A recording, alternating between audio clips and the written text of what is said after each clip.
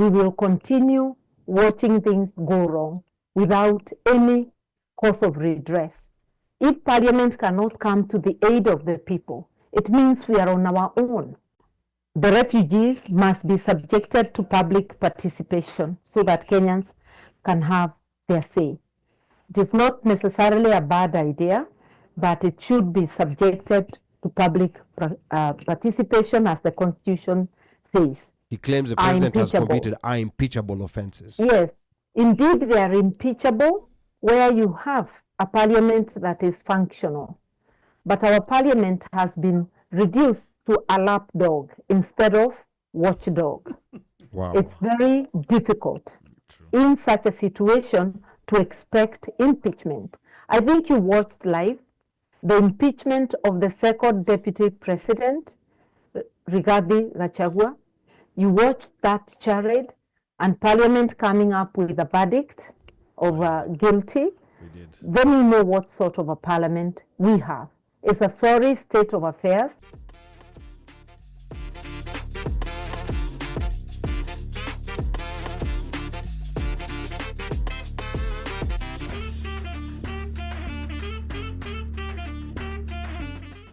Okay, Irungu, I hope your question was answered. And People's Liberation Party used to be the party leader of NA Kenya. And I think Pablo was asking this question before.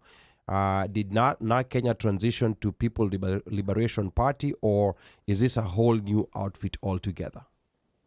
We rebranded, so we changed the name officially, and we also changed our colors.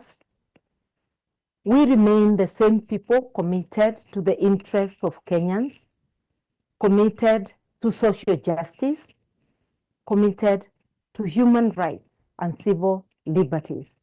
And with the rebrand, we renewed our commitment to always work in the best interests of the people. Yes, I was asked what one policy I would institute. Economic policy, that having an economy that works for the people, not overtaxing people, and making sure that the taxes collected work for the people.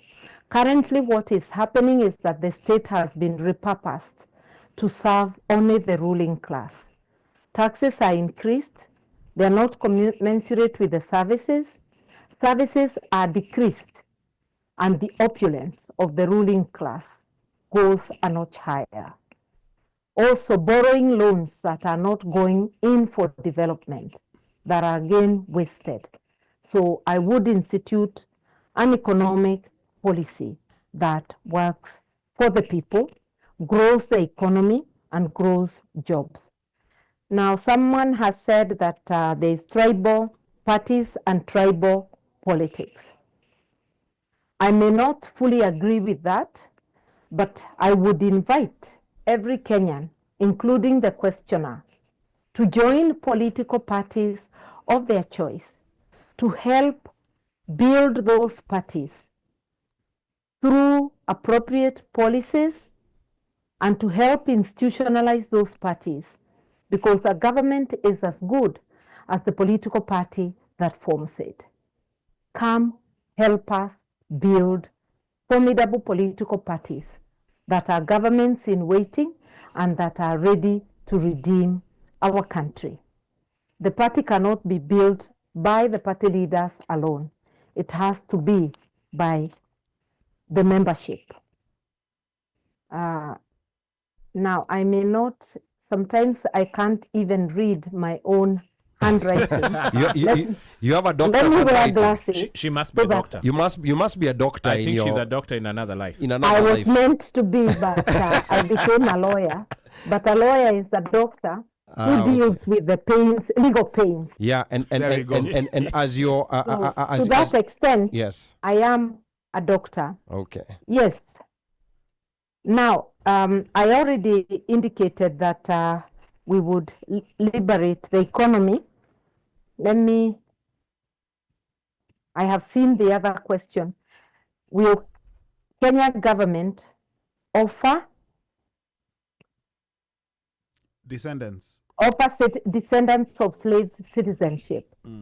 I think it's something worth considering, but the greatest emergency in Kenya today is to deal with the issues affecting Kenyans and to get the country running as a going concern, to fix this very broken system.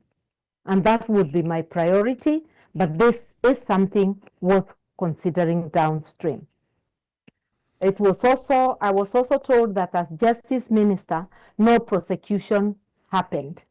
May I first enlighten the questioner that the Justice Ministry in Kenya, as it has existed from time to time, is not a prosecuting ministry.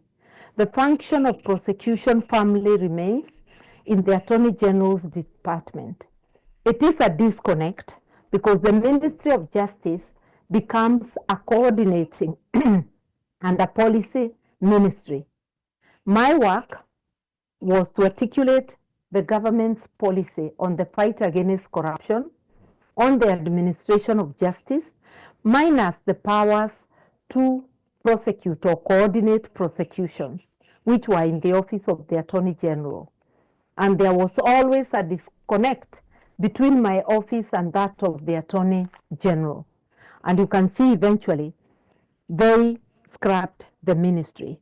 And one of the reasons I resigned is because we were at loggerheads with the government that I served over the manner in which corruption cases were dealt with and other economic crimes. I felt we were not fighting corruption properly. I was articulating the fight against corruption without any results. So that is a disconnect, and which I would rectify in the arrangement of ministries, making sure that the Ministry of Justice, the Minister of Justice is also the Attorney General. That's what happens in countries like Uganda and Ghana in order to have the work streamlined.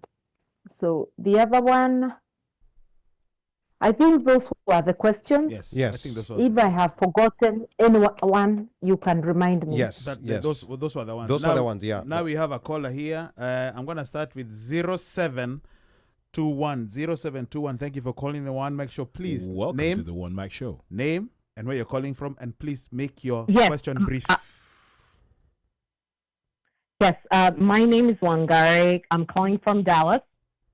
My question for you is, with the election being so close, what grassroots movements are you working on in Kenya to ensure all the young people get registered to vote and get IDs, so we're not waiting till close to the election and then, we have a whole slew of people that should not have citizenship voting? The other second part of my question is, with what you just discussed with corruption and trying to get rid of that, what plans will your government have to hold the people accountable? Because we can address the corruption, but if we're not holding them accountable for all the people stealing money, and we've got all these cases coming out, what plans will you put in place to ensure an audit is done, especially for members of parliament, because their pay doesn't match with the wealth they get when they get into power? What are you going to do to curb that, to ensure that government resources are not being stolen and all the citizens are benefiting from what rightfully belongs to them? Thank you, Wangari. That's my question. Okay, thank you, Wangari. Let's go to this. I think we should just take the three callers. Yeah. Let's take all the questions. Yeah, and then she'll answer them at a go. Yes. 9503. Thank you for calling the OneMicShow. Name and where you're calling from, and please make your question brief. One question. It will be brief. My name is Jacobo Simba, and I asked about the policy. And I have to say, kwanza habari yako mheshimiwa. I have to say that mheshimiwa gave me a political answer that was juju too. So my question and follow-up to the question is, you mentioned about the economy. I'm talking about a policy. So usiniambie kwamba, let's join a party and build a party from the grassroots. No, because that's not a good question. We're looking for leaders now. Kenya is awake. We're looking for leaders who can answer a question about a policy. So what kind of policy do you think you will institute in your leadership if you are chosen? Asante sana. Thank you. Thank you, And Jacobo. 8264. Name and where you're calling from and your brief question. Yes, my name is Julius Nkanda. I'm calling from Indiana. Thank you, Mr. Mike, Brother Mike, with the work you do. Honorable Karua, thank you for coming over. Now, really, it's not going to be a question. My concern is the diaspora, as we stand. I believe we should be offering solutions to the leaders who are receptive to change. And in this case, asking questions for those who have been in this country, we know what the solutions can be. My offer is, if we can unite here in the diaspora, Mr. Mike, with your show, uniting the people here, then we align to those leaders who are receptive to change. We can change things over there. Kenya has never been in such a low point as it is now, where leadership is only immersed in theft and destruction of the economy. Our resources in Kenya can support our people. They have been driven into poverty because of poor leadership. So for Mother Karua, Honorable, to have come here, we need to find ways, Brother Mike, and probably we'll connect more, through Brother Jimmy Onkangi, to see that we have really come up with a strategy on how to support leadership in Kenya collectively from here. There is power in the diaspora. Okay. So this issue about asking Mother Karua about what she can do, it should be like, what can we do to help her, support her? So that's all I can say, that let's work closely with the leaders so that we can make change in Kenya. Okay. Thank you. Thank you very sana. much. Asante sana. All right, Muhesh, over to you. Okay, I'll begin with a question by my namesake Wangari. Indeed, we are, as the united opposition leaders, calling for prompt issuance of identity cards to young people who are eligible for IDs, and thereafter swift registration as voters. It's a topic we are going to devote a lot of time on, because there is the danger of over 7 million young people being disenfranchised. While on the other hand, the Ruto administration is very keen to give people to integrate the refugees and give them ID cards. We think that the same vigor and energy should be applied to Kenyans who have attained 18 and are ready to get their IDs and to be registered as voters. We will also be asking any plan to integrate the refugees must be subjected to public participation so that Kenyans can have their say. It is not necessarily a bad idea, but it should be subjected to public participation, as the Constitution says. I also agree that there should be lifestyle audit, not just of MPs, of every state officer, including those who are working in the Anti-Corruption Commission. The Constitution is very clear about transparency and accountability, and therefore, declaration of assets which is not made public is unconstitutional. And these are issues about adherence to the rule of law. And that's where I started, that I would ensure that there is adherence to the rule of law. Now, there is a questioner who has asked a follow-up about policy. There cannot be a single policy. We can only talk of policies. And when you ask me about a policy, I gave you a policy on economy. There will be policies on health, policies on foreign affairs. So that general question, I could not have answered you with each policy. I chose a topic for myself. And as our brother who has asked subsequently said, if you feel that what I'm giving is not what you would want, you can come up and give the solution yourself. That is why even the Constitution makes the provision for participation. So I believe I've answered you. I gave one policy. It's not possible to give each and every policy. But I would be very happy to hear what your idea was in asking the question. I also want to agree with the suggestion that the diaspora should be united. The diaspora politics follow Kenyan politics. When we are united at home, the diaspora gets united. When there is divisive politics, the diaspora gets divided. But it is true, those in diaspora, having seen economies which work like a going concern, perhaps should be sharing tips with us so that we are able to build an economy and a country where the institutions are strong and institutions survive administrations.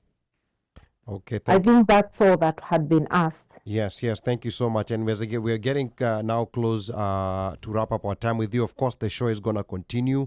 Martha Karua has another engagement she has to go to. Washeke here, before, she shuts down our show, we have to ask a question.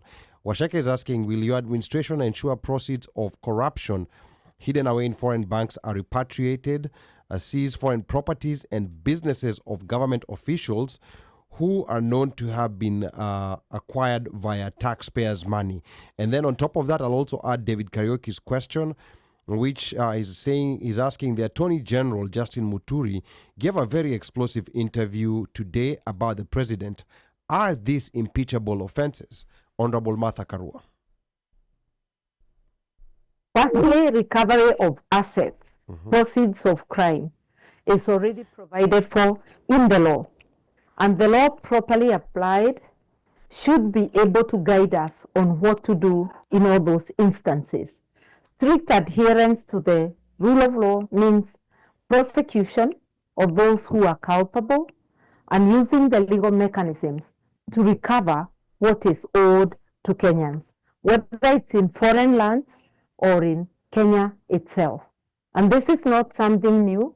It has happened in the past, only it happens here and there, and most of the time it is not being done. We have to be consistent in enforcement, and that is the only way to discourage corruption. And we have instances where monies borrowed by Kenya do not reach the consolidated funds and are shared abroad. There are mechanisms of tracing such money. The other question, the last question was, if you can remind me. Yeah, it was about the explosive interview that Justin Muturi did. Yes. And if the offenses that the president, he claims the president has committed, are impeachable offenses. Yes, indeed they are impeachable where you have a parliament that is functional. But our parliament has been reduced to a lapdog instead of watchdog. Wow. It's very difficult in such a situation to expect impeachment. I think you watched live the impeachment of the second deputy president, Rigathi Gachagua. You watched that charade and parliament coming up with a verdict of guilty. We did. Then you know what sort of a parliament we have. It's a sorry state of affairs.